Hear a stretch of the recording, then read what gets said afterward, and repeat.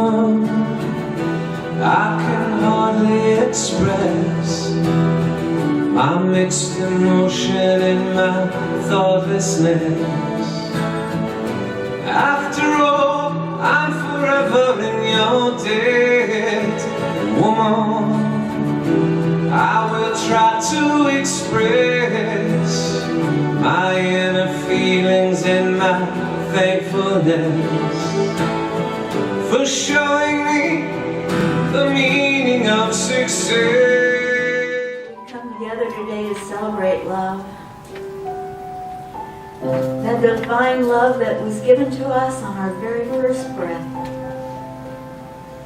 The divine love that we celebrate in motherhood today, that carried us to fruition, creatively gave us life. Just as we honor the spirit of motherhood, we honor the service that allows all of that to come through us today. We remember, we are grateful, we give thanks for not only this service, but for nurturing and loving and mothering everywhere. And let these words permeate each of us, permeate this space, as we recall and recollect and give back that which was given to us.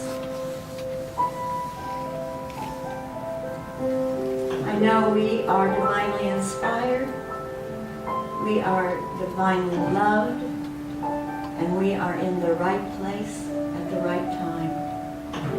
Thank you, Spirit. Thank you, thank you. And we just let the gratitude roll forth as we say together. And so it is. So usually I prepare something and then I practice it a few times so I don't read it. But this morning I've decided that I want to read what I wrote. It's short and I'll be within my 5 minutes. And so if you'll just allow me to read what I wrote for this morning.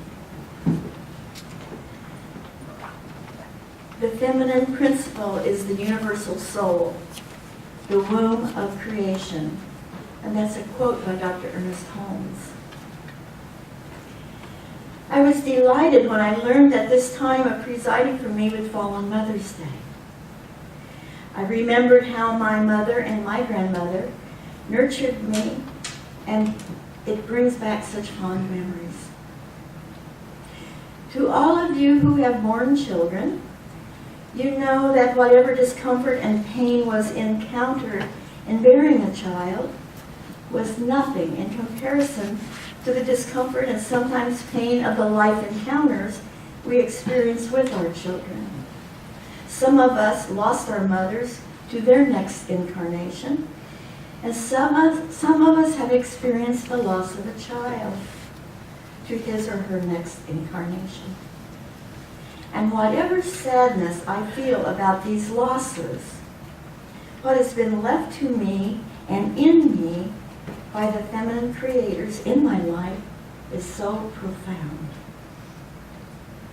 I learned kindness and compassion and healing touch from my grandmother. Having been severely burned as a toddler, only her touch was gentle enough to soothe me. Sweet words, gentle touch, unconditional love. I learned the most about creativity from my mother. We were very poor by financial standards. And as she used to say to me, necessity is the mother of all invention. So I learned to make whatever it was that I thought I needed, especially in clothing. I had some pretty creative outfits when I was little. My mom saw to it that I went to the library every week and that I had dance lessons. They were budgeted out of her meager grocery allowance, which my lessons were $1.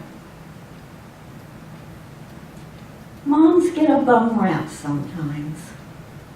After all, they're always the ones around.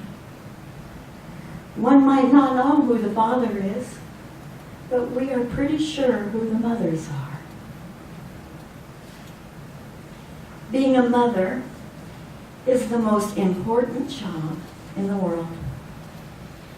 Kids don't come with a set of instructions, and if you have more than one, what strategies worked on the first one surely won't work on the second one.